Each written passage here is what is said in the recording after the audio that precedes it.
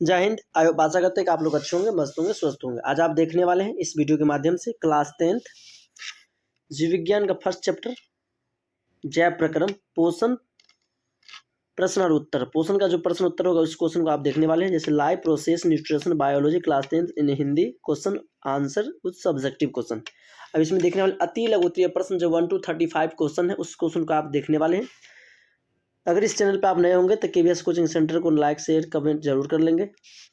Subjective question biology class 10th by LK Y sir expert team. अगर आप notes लेना चाहते हैं तो किस नंबर पे व्हाट्सएप नंबर है इस पर कॉल कर सकते हैं। कक्षा 3 जीव विज्ञान जैव प्रक्रम पोषण लाइफ प्रोसेस, यही आपका ये हेडलाइन रहा सारा। एनसीईआरटी 4 एग्जाम्पल्स के थ्रू आपको समझाया जाएगा। चलते क्वेश्चन के दुनिया में। पहला क्वेश्चन ये पढ़ेंगे, अति लघु उत्तरीय प्रश्न देखने को मिलेगा आपको। कौन सा प्रश्न है? अति लघु उत्तरीय प्रश्न। क्वेश्चन है कि जैव प्रक्रम किसे कहते हैं? जैव प्रक्रम किसे कहते हैं? ये क्वेश्चन आपका है। जीव शरीर के अंदर होने वाली सभी, याद भी करेंगे यहीं पर, जीव शरीर के अंदर होने वाली सभी जैविक क्रिया जिसका होना शरीर के लिए आवश्यक है, जिनके द्वारा जीवों का अनुरक्षण होता है, उसे जैव प्रक्रम कहते हैं। या सिंपल भाषा में आप कहेंगे कि जीवों के जिनके द्वारा अनुरक्षण होता है उसे हम जैव प्रक्रम कहते हैं। ओके, आई होप आप समझ गए होंगे कि जीवों का अनुरक्षण जिसे हम जैव प्रक्रम कहते हैं। नेक्स्ट क्वेश्चन नंबर 2 पढ़ेंगे आप। बहुकोशिकीय जीवों में ऑक्सीजन की आवश्यकता विसरण द्वारा क्यों नहीं पूरा होती है? बहुकोशिकीय जीवों में ऑक्सीजन की आवश्यकता विसरण द्वारा क्यों नहीं पूरा होती है? तो आंसर में लिखेंगे बहुकोशिकीय जीवों में अधिक ऑक्सीजन की आवश्यकता होती है। बहुकोशिकीय जीवों में किसकी आवश्यकता अधिक होती है? तो बहुकोशिकीय जीवों में ऑक्सीजन की आवश्यकता अधिक ऑक्सीजन की आवश्यकता होती है, सिर्फ जिसे सिर्फ फेफड़ा ही पूरा कर सकता है, जिसे सिर्फ फेफड़ा ही पूरा कर सकता है, इसलिए विसरण द्वारा पूरा नहीं हो सकता। नेक्स्ट क्वेश्चन में 3rd देखेंगे मेरे भाई। जीवों में पोषण की प्रमुख 2 विधियां कौन कौन सी है? तो देखेंगे स्वपोषण और परपोषण। स्व मतलब खुद, पर मतलब दूसरे। जो अपने आप पर निर्भर है उसे हम स्वपोषण कहेंगे, जो दूसरे पर निर्भर उसे हम परपोषण कहते हैं। तो जीवों में पोषण की प्रमुख 2 विधियां कौन कौन सी है? तो 2 है, स्वपोषण और परपोषण। नेक्स्ट क्वेश्चन पढ़ेंगे 4। हरे पौधों में किस प्रकार की पोषण पाई जाती है? तो स्वपोषण। क्यों? क्योंकि यहाँ क्लोरोफिल होती है और भोजन खुद स्वयं बना पाती है। Next question number 5। जंतुओं में पोषण की कौन सी विधियां पाई जाती है? तो जंतुओं में परपोषण पाई जाती है। क्या पाई जाती है? परपोषण। Next question number 6। 3 प्रकार की परपोषण विधियों के नाम लिखे। मृतजीवी पोषण, परजीवी पोषण, प्राणिसम पोषण। ओके, आई होप आप समझ गए होंगे। चलिए नेक्स्ट क्वेश्चन नंबर पढ़ेंगे, 7 नंबर क्वेश्चन। संपूर्ण प्रकाश संश्लेषण की प्रक्रिया का रासायनिक समीकरण लिखे। तो आंसर लिखेंगे 6CO2 + 12H2O। सूर्य के प्रकाश plus chlorophyll, 6CO2 12H2O + O6, 6CO2 + 12O6। ये क्या हुआ आपका? पूछे जाएगा 2 नंबर का क्वेश्चन है, मोस्ट भी है, आप लोग नोट कर लीजिए। नेक्स्ट क्वेश्चन में पढ़ने वाले 8 नंबर क्वेश्चन। प्रकाश संश्लेषण की प्रक्रिया में उत्पादों या उत्पादों के रूप में क्या निकल बनता है? तो जल और ऑक्सीजन बनता है। क्या बनता है? जल और ऑक्सीजन बनता है। नेक्स्ट क्वेश्चन में पढ़ेंगे 9 नंबर क्वेश्चन। प्रकाश संश्लेषण की प्रक्रिया क्लोरोप्लास्ट यानी हरित लवक में ही होता है, क्यों होती है? क्यों होती है? आंसर लिखेंगे हरित लवक में क्लोरोफिल होता है जो सूर्य के प्रकाश को रासायनिक ऊर्जा में बदलने की क्षमता रखता है। क्यों रखता है? कि हरित लवक में ही क्लोरोफिल होता है, क्योंकि हरित लवक में क्या होता है? क्लोरोफिल होता है जो सूर्य के प्रकाश को रासायनिक ऊर्जा में बदलने की क्षमता रखता है, इसलिए इसमें ही होता है। नेक्स्ट क्वेश्चन में 10 पढ़ेंगे। प्रकाश क्रिया के लिए किन पदार्थों की आवश्यकता होती है? जल, कार्बन डाइऑक्साइड, क्लोरोफिल और सूर्य के प्रकाश। Okay, next question number 11। प्रकाश संश्लेषण की प्रक्रिया के पौधे कार्बन डाइऑक्साइड कहाँ से प्राप्त करते हैं? तो आंसर लिखना वायुमंडल से। वायुमंडल से प्राप्त करते हैं। Okay, next question number 12। कवक और जीवाणु में प्रकाश संश्लेषण की प्रक्रिया क्यों नहीं हो पाती? क्योंकि इसमें क्लोरोफिल नहीं पाया जाता है। कवक और जीवाणु में प्रकाश संश्लेषण की प्रक्रिया क्यों नहीं होती है? तो आंसर लिखेंगे क्योंकि इसमें क्लोरोफिल नहीं पाया जाता है। नेक्स्ट क्वेश्चन पढ़ेंगे, क्वेश्चन नंबर 13। पोषण की दृष्टि से अमीबा तथा प्राइमेशियम किस प्रकार का जंतु है? तो आंसर लिखेंगे प्राणी समपोषी, प्राणी समपोषी है। Next question number 14। मनुष्य का आहार नाल कौन से मुख्य अंग में बांटा गया है? तो मुख गुहा, अमाशय, छोटी आंत, बड़ी आंत, मलाशय या मल द्वार इत्यादि। नेक्स्ट क्वेश्चन पढ़ेंगे 15।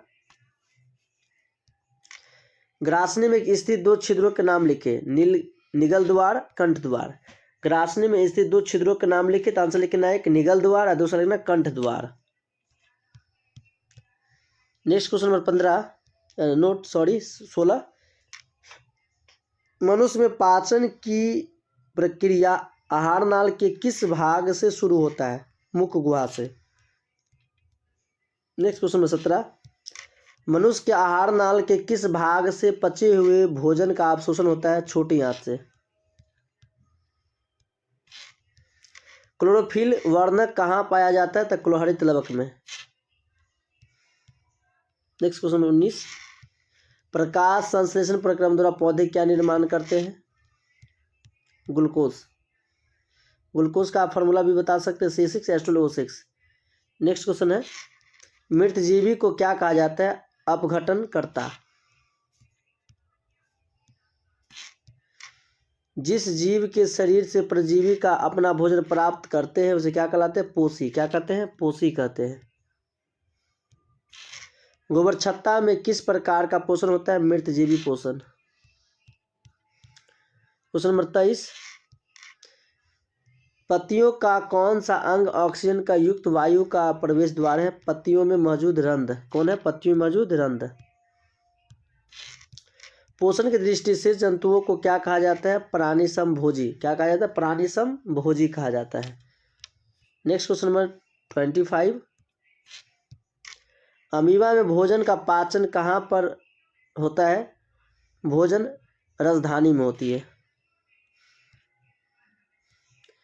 नेक्स्ट बताना 26। मनुष्य में पाचन के लिए विशेष अंग को क्या कहा जाता है? पाचन तंत्र। क्वेश्चन बताना मेरे भाई 27। मनुष्य के जीव के ऊपरी सतह पर पाई जाने वाली संरचना को क्या कहा जाता है? स्वाद कली। क्या कहा जाता है? मनुष्य के जीव के ऊपरी सतह पर पाए जाने वाली संरचना को क्या कहा जाता है? स्वाद कली कहा जाता है। नेक्स्ट पढ़ेंगे 28। मुख गुहा से भोजन कहाँ पर पहुँचता है? ग्रास नली से होते हुए अमाशय में। मुख ग्रास नली से होते हुए कहाँ जाते हैं? अमाशय में। नेक्स्ट क्वेश्चन नंबर 29 पढ़ेंगे आप क्वेश्चन। ग्रास नली की दीवार में तरंग की तरह होने वाली प्रक्रिया संकुरण और फैलाव को क्या कहते हैं? क्रमांकुंचन कहलाते हैं। क्या कहते हैं? क्रमांकुंचन। Next point 30। भोजन में मौजूद प्रोटीन को पेप्टोन में कौन सा एंजाइम परिवर्तित करता है? पेप्सिन। Next question 31। आहार नाल के सबसे लंबे भाग को क्या कहा जाता है? छोटी आंत। शरीर की सबसे बड़ी ग्रंथि क्या है? यकृत, जिसे लीवर भी कहते हैं। नेक्स्ट, पाचन की क्रिया कहाँ पूर्ण होती है? छोटी आंत में। छोटी आंत एवं बड़ी आंत के जोड़ पर अवस्थित नहीं को क्या कहते हैं? सिक्कम। क्या कहते हैं? सिक्कम। 35। अब अपचा भोजन अस्थायी तौर पर कहाँ संचित रहता है? मलाशय, अमाशय बोल सकते हैं, यहाँ से अमाशय। जय वर्ग में पोषण क्लास 10th। आप दीर्घोत्तरीय अति लघु से आप लघुत्तरीय होगा। Okay bye. अगर वीडियो आपको अच्छा लगे, अगर इस चैनल पर आप नए होंगे तो लाइक शेयर कमेंट जरूर करेंगे, क्योंकि मैं जब जब ऑनलाइन या ऑफलाइन आऊँ तो आप मेरा वीडियो सबसे पहले आप तक पहुँचे। क्वेश्चन नंबर 1 है, बायोलॉजी का पहला क्वेश्चन मिलाएंगे, जीवों के लिए पोषण क्यों अनिवार्य है? क्वेश्चन है। उम्मीद करते हैं कि आप लोग को वीडियो समझ में आए, तो लाइक शेयर कमेंट जरूर कीजिएगा। तो क्वेश्चन क्या मेरे भाई? जीवों के लिए पोषण क्यों अनिवार्य है, मतलब क्यों जरूरी है? आंसर लिखना। जीवों के संचालन, वृद्धि, टूट फूट को रोकने आदि कार्यों के लिए जीवों को ऊर्जा की आवश्यकता होती है। जीवों को जो टूट फूट होती है या फ्रैक्चर होता है बॉडी, उसमें किसकी जरूरत होती है? ऊर्जा की आवश्यकता होती है। ऊर्जा प्राप्त करने के लिए खाद्य पदार्थों की जरूरत होती है जो पोषण की क्रिया से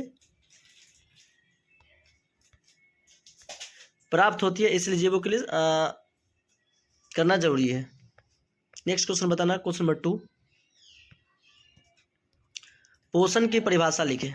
पोषण की परिभाषा लिखे, यानी पोषण किसे कहते हैं? आंसर देना।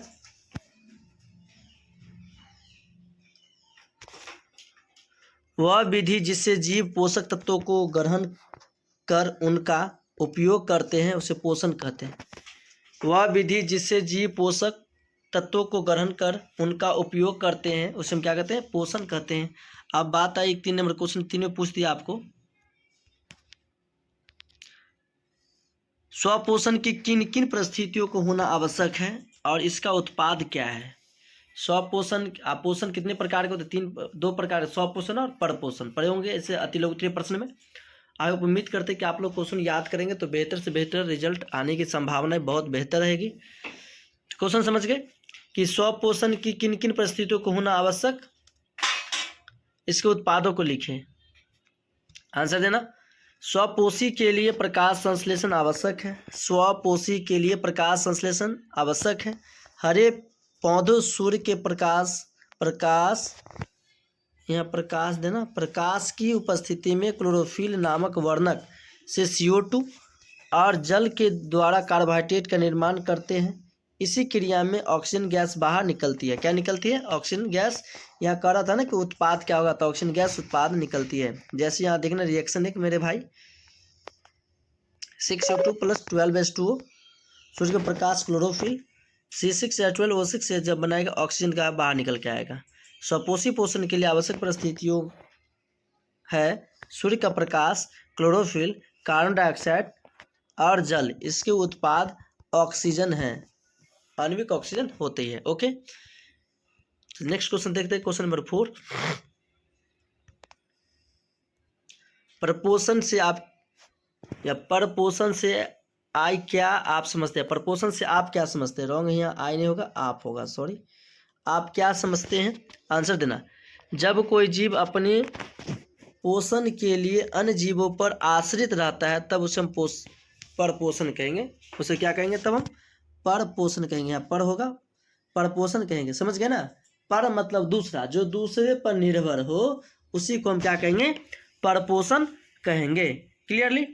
यह 3 प्रकार के होते हैं। देख रहे हैं यहाँ पर परजीवी पोषण, मृतजीवी पोषण और प्राणी सम पोषण। ओके, आप नेक्स्ट क्वेश्चन है मेरे भाई 5 नंबर क्वेश्चन। मृतजीवी पोषण किसे कहते हैं? जब कोई जीव अपना भोजन मृत तथा सड़ी गली जंतु वस्तुओं पर प्राप्त करते हैं तो उसे मृतजीवी पोषण कहते हैं। जैसे कबकों में इसकी प्रकार का पोषण पाया जाता है। कबक किस, क्वेश्चन आएगा आपका एग्जाम में, कबक किस प्रकार का मृतजीवी पोषण है? तो पहले कहेंगे परजीवी है, लेकिन क्यों है? मृतजीवी है। Next question number 6।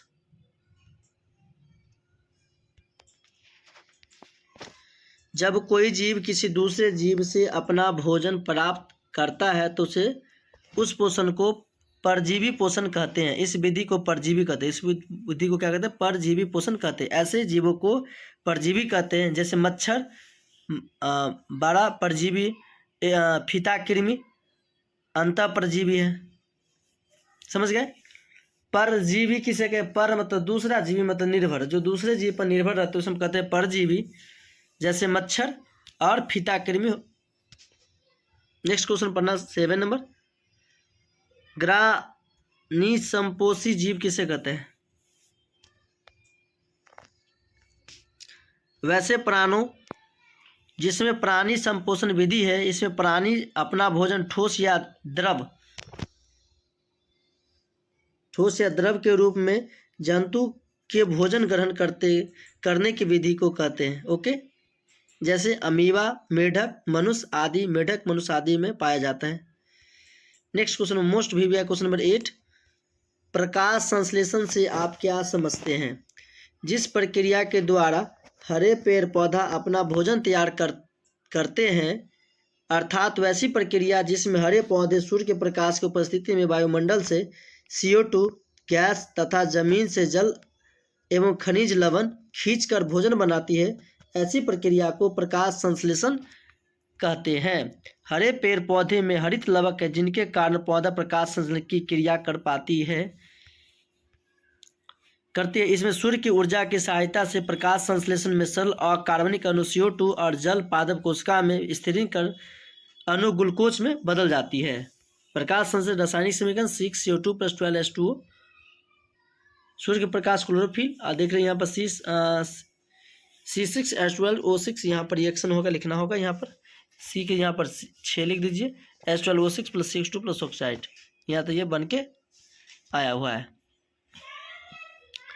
Next question देखना 9 नंबर क्वेश्चन, पत्तियों को प्रकाश संश्लेषी अंगक क्यों कहा जाता है?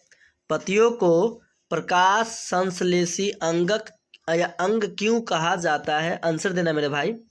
प्रकाश संश्लेषण की क्रिया शुरू से अंत तक क्लोरोप्लास्ट में ही होती है।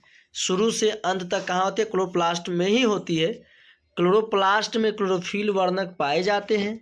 ये अधिकांश पौधों की पत्तियों में पाए जाते हैं, इसलिए पत्तियों को प्रकाश संश्लेषी अंग कहते हैं। आप जानते हैं कि पत्ती में हरित लवक यानी क्लोरोप्लास्ट पाए जाते हैं और अंततः प्रकाश संश्लेषण के लिए इतना चीज आवश्यक है, इसलिए इसे हम अंग कहते हैं। नेक्स्ट क्वेश्चन नंबर 10 नंबर पढ़ते हैं। भोजन के पाचन से आप क्या समझते हैं? उत्तर, वह प्रक्रिया जिसमें एंजाइमों की सहायता से जटिल भोज्य पदार्थों को सरल अणुओं में अपघटित किया जाता है, जिसे भोजन अवशोषित होकर हमारी कोशिकाओं में प्रवेश करके सके, पाचन कहलाती है। क्या कहलाती है? पाचन।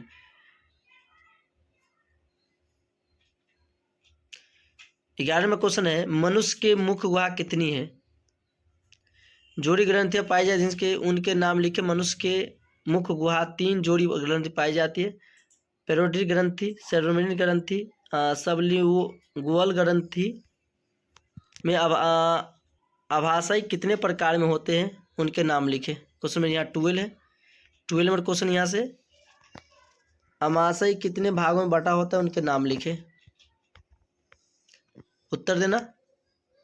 अमाशय मनुष्य के प्रमुख पाचन अंग है। यह चौड़ी थैली के समान रहती है, समान है, जो उदर गुहा के बाईं से ओर से शुरू होकर अनुप्रस्थ दिशा में फैली होती है। इसे 3 भागों में बांटा गया है। कार्डियक अमाशय अग्र भाग, फुंडिक अमाशय का मध्य भाग और फाइलोडिक अमाशय का पिछला भाग। Next question number most VVI question है, मनुष्य में छोटी आंत की लंबाई कितनी होती है? छोटी आंत के 3 भागों के नाम लिखे। छोटी आंत आहार नाल या पाचन तंत्र का सबसे लंबा भाग है। इसका आकार बेलनाकार होता है। इस भाग में पाचन की क्रिया पूर्ण हो जाती है तथा पचे हुए पदार्थ का अवशोषण होता है। इसकी लंबाई लगभग 6 मीटर तथा चौड़ाई 2.5 सेमी होती है। छोटी आंत के 3 भाग हैं, ग्रहणी, जेजुनाम, इलियम। Okay bye. अगर आपको वीडियो समझ में आया हो तो लाइक शेयर कमेंट जरूर करें। आपका अपना channel KVS coaching centre. Thank you WhatsApp for everyone. Hello everyone, कैसा है? आशा करते आप लोग अच्छे होंगे, मस्त होंगे, स्वस्थ होंगे। आज आप देखने वाले हैं इस वीडियो के माध्यम से क्लास 10th साइंस, जो आगामी एग्जाम 2024 में अगर आप इसका तैयारी कर रहे होंगे तो उम्मीद करते हैं कि यहाँ से आपको क्वेश्चन देखने को मिलेगा। KVS coaching centre and hostel, class 1 to 12 science और आर्ट्स पढ़ना चाहते तो हमसे संपर्क कर सकते हैं। प्लेस गुड्डीगाछी, महाराजगंज, मधुबनी एंड बड़ी बाजार, मधुबनी। 2 संस्थान चलती है, यहाँ पर आकर आप संपर्क कर सकते हैं। बाय एल्क्वेसन and expert team. Contact number आप यहाँ देख रहे हैं 7370074648। 9 रॉन्ग यहाँ से, और एक कॉन्टैक्ट नंबर यहाँ से है। ऑनलाइन क्लास अवेलेबल है। अगर आप ऑनलाइन पढ़ना चाहते हैं तो ये दोनों ऑफलाइन चलती है और यहाँ पर ऑनलाइन चल रही है। KVS coaching centre. Question number 1 liner question है, प्रकाश वर्ष किसकी इकाई है? आंसर होगा दूरी की। किसकी इकाई मेरे भाई? दूरी की। नेक्स्ट 2 नंबर, लंबाई की न्यूनतम इकाई होती है फार्मीमीटर में। कार्य करने की क्षमता को क्या कहते हैं? ऊर्जा। 4, फैराडे किसका मात्रक है? धारिता के। स्पष्ट दृष्टि की न्यूनतम दूरी कितनी होती है? 25 cm। लेकिन अनंत कह दे तो क्या हो जाएगा? अधिक से अधिक कह देता तो हो जाता अनंत। समतल दर्पण की वक्रता त्रिज्या क्या होती है? अनंत होती है। आइसक्रीम के मध्य वाले छोटे छिद्र को क्या कहते हैं? पुतली, आइरिस।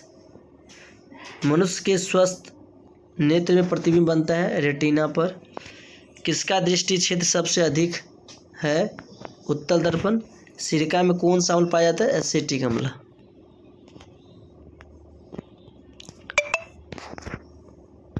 अंगूर किण्वन किसके द्वारा बनाता है? जटिल प्रक्रम।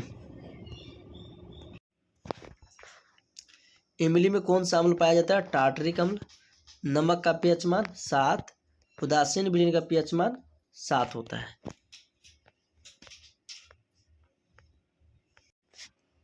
अम्ल का पीएच मान बताना मेरे भाई। अम्ल का पीएच मान 7 से कम होता है। क्षार का पीएच मान 7 से अधिक होता है। पानी का पीएच मान 7 होता है क्योंकि ये उदासीन है। मिट्टी का पीएच मान भी 7 होता है। आप समझ गए, अम्ल मतलब नज़दीक आएगा तो 7 से कम, क्षार ज़्यादा दूर जाएगा, क्षार दूर है तो 7 से अधिक हो जाएगा। आप एक ट्रिक्स याद रख लेंगे, अम्ल मतलब तो 7 से कम, क्षार मतलब 7 से अधिक।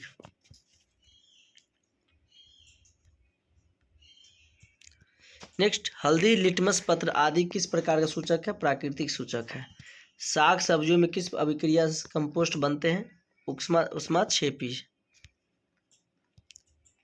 शरीर की सबसे बड़ी ग्रंथि लीवर। समतल दर्पण द्वारा बना प्रतिबिंब होता है काल्पनिक। प्रकाश के परिवर्तन अपवर्तन कितने नियम है? 2 नियम है। निम्नलिखित किस दर्पण द्वारा किसी वस्तु का प्रतिबिंब मिल सकता है? अवतल दर्पण द्वारा। अवतल दर्पण की फोकस दूरी उसकी वक्रता त्रिज्या क्या होती है? आधी होती है। मोटर गाड़ी के चालक में सामने लगा रहता है उत्तल दर्पण। उत्तल दर्पण द्वारा बना प्रतिबिंब होता है काल्पनिक और सीधा। उत्तल दर्पण द्वारा बना प्रतिबिंब क्या होता है बताना? हमेशा सीधा होता है, हमेशा सीधा। दाढ़ी बनाने में किस प्रकार का दर्पण का उपयोग किया जाता है? अवतल दर्पण का। एक दर्पण से किसी दूर पर रखी हुई वस्तु को सीधा प्रतिबिंब प्राप्त होता तो कौन है? समतल या उत्तल दर्पण होगा। गोलीय दर्पण कितने प्रकार के होते हैं? 2, समतल दर्पण और उत्तल दर्पण। उत्तल और अवतल दर्पण होगा। किसी वस्तु बिंब का आवर्धित काल्पनिक प्रतिबिंब बनता है अवतल दर्पण। गोलीय दर्पण की फोकस दूरी उसकी वक्रता त्रिज्या क्या होती है? आधी होती है। हजामत दर्पण के रूप में व्यवहार करता है अवतल दर्पण। रोगियों का नाक कान गला चेक करने के लिए भी अवतल दर्पण का ही प्रयोग किया जाता है। एक अवतल दर्पण में वस्तु बिंब की स्थिति ध्रुव और फोकस के बीच तो उसकी प्रतिबिंब क्या होगी? काल्पनिक और बड़ा होगा। ओके बाय, मिलते हैं नेक्स्ट वीडियो में। Thank you waits for everyone. अगर वीडियो आपको अच्छा लगे तो लाइक शेयर कमेंट जरूर कीजिए।